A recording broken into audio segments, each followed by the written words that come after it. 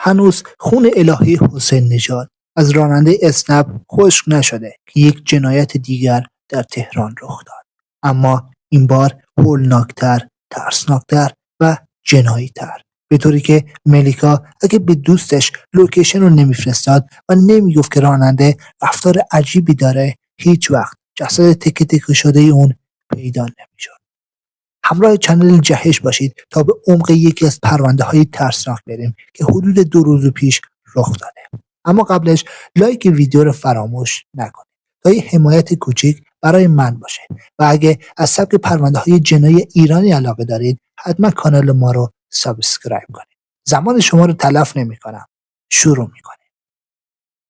حدود چند ماه قبل دختری به اسم الهی حسین نژاد که از مسیر کار به خونه‌اش می‌خواست بره قربانی یک جنایت شد. اونم از طرف یک راننده اسنپ، اما نه به همین زودی.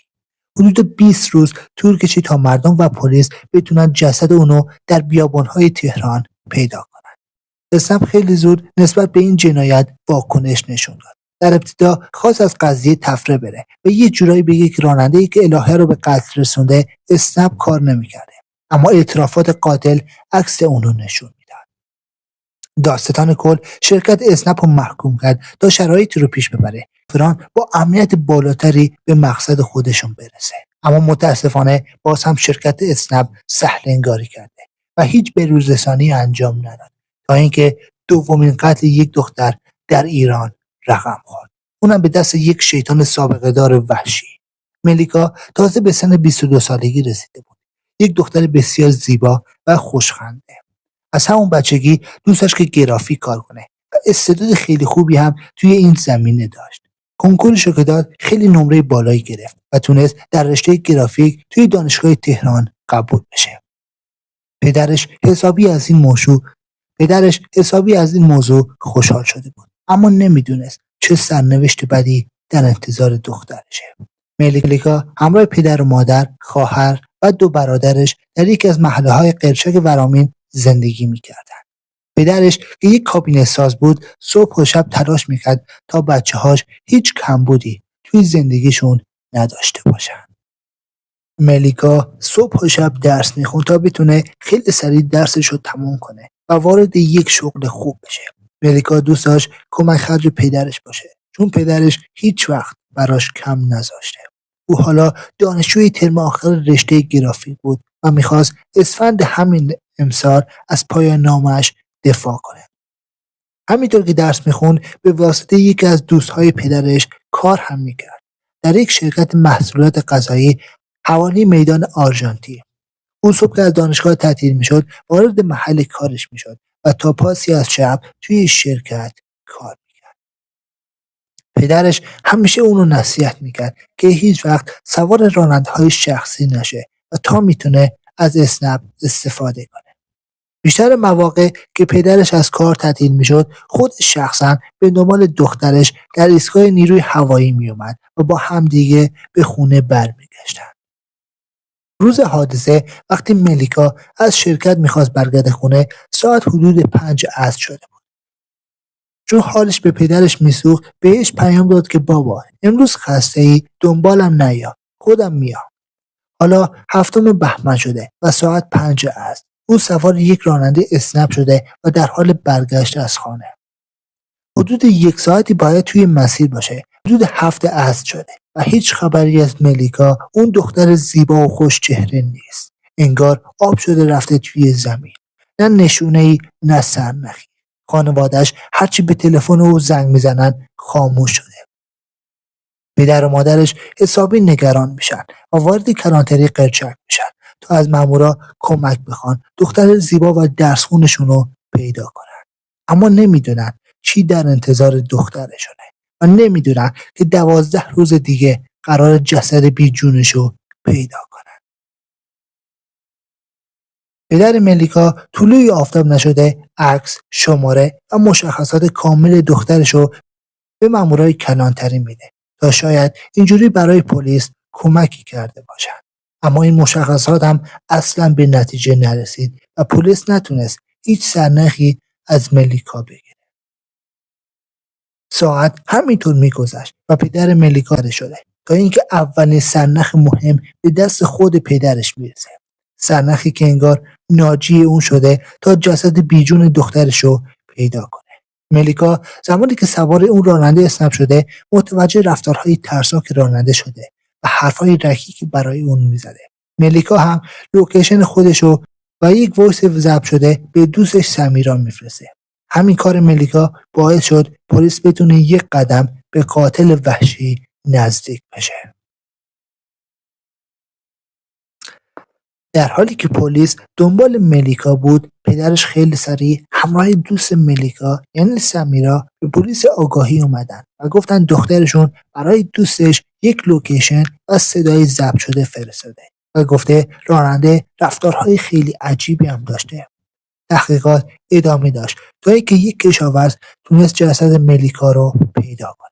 بعد از گذشت 2 روز و ناکارآمدی و ناهماهنگی پلیس و آگاهی، بالاخره یک کشاورز تونست جسد تکه تکه شده ملیکا رو پیدا کنه. مرد کشاورز زمانی که بیدشو برداشته تا بره محل کارش فکرشو نمی‌کرده یک جسد پیدا کنه. اون زمانی که نزدیکی کانال آب در جاده حسن آباد میشه با جسد دختر جوونی روبرو میشه که سگ‌ها و حیوانات وحشی بخشی از پاهای ملیکا رو خورده بودن.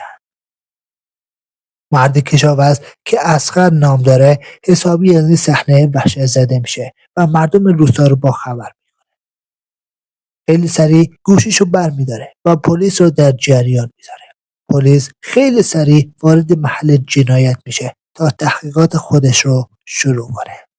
جسد خورده شده ملیکا به پزشکی قانونی منتقل میشه و حالا پرونده ملیکا که در ابتدا مفقودی بوده بوی جنایی خون به خودش میگیره. شواهد نشون میداد آثار کبودی، درگیری و ضربه‌های متعدد چاقو روی بدن او وجود داره. پرونده این جنایت در حوزه قضایی فشافویه تشکیل شد و با دستور قضایی تحقیقات فنی برای روشن شدن ابعاد پرونده آغاز شد. ماموران اداره 4 آگاهی تهران وقتی باخبر شدند که یک جسد مجهول هویه‌ای در اطراف تهران کشف شد، خانواده ملیکا خواستند که برای شناسایی جسد به پزشکی قانونی برند. پدر و مادر ملیکا گریه کنان به پزشکی قانونی رفتند و در کمال ناباوری جسد تکه تکه شده دخترشونو که چند روز مفقود شده شناسایی کردند. مادرخواست پدر ملیکا پرونده ملیکا به اداره 4 آگاهی تهران ارسال شد تا بتونن خیلی سریع قاتل وحشی رو پیدا کنن. اما تاکنون هیچ ردی تا دیروز از این قاتل وحشی نبود. سرهنگ مرتضی نصاری معاون مبارزه با جرایم جنایی گفت تحقیقات شبانه‌روزی پلیس نشون میده که ملیکا ساعت 17:10 از ایستگاه جوانمرد قصاب خارج و 10 دقیقه بعد سوار خودرویی شده تا به خونه برگرده. اما بعد از اون ناپدید شده. هولناکتر از اون اینه که قاتل دختر دانشجو با راننده درگیر شده و از سوی او با 12 ضربه چاقو از پا در اومده. جسدشو در نزدیکی کانال آب میندازه و سریع از مهلکه فرار میکنه. در همین حین معلوم شد قاتل علاوه بر سرقت طلاهای مقتول، کیف اون که حاوی وسایل شخصی، کارت‌های بانکی و گوشی تلفن همراه بوده هم سرقت کرده. پلیس میگه یک نفر در این رابطه دستگیر شده که قاتل نبوده. اون شخص اسمش حسینه و یک دلال گوشیه. اون در اعترافات میگه من نمیدونستم که اون قاتل بوده. نمیدونم اسمشو درست گفت یا نه.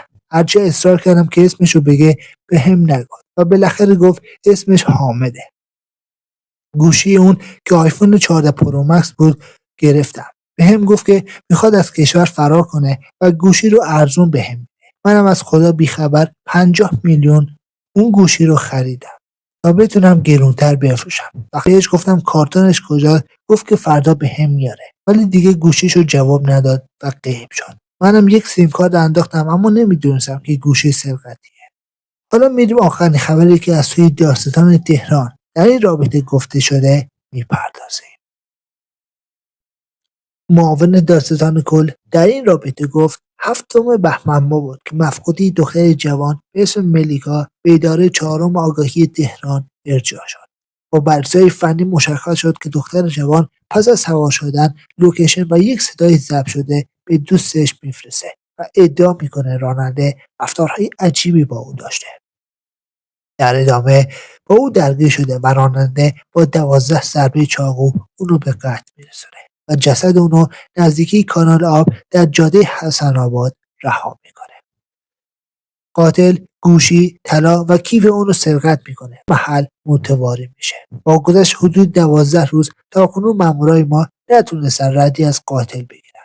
به احتمال زیاد راننده از مدارک جعلی یک شخص دیگه استفاده کرد.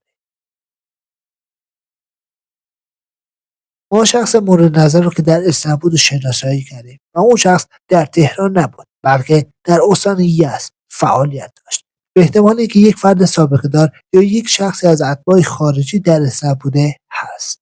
نظر شما درباره این حرفهای معاون چیه؟ که برادران افغان بوده یا یک فرد سابقه دار که نخواسته هویتش فاش بشه؟ من نظراتتون رو در بخش کامنت ها به اشتراک بذارید. و سابسکرایب چنلمو فراموش نکنید. تا ویدیوی بعدی، خدا نگهدار.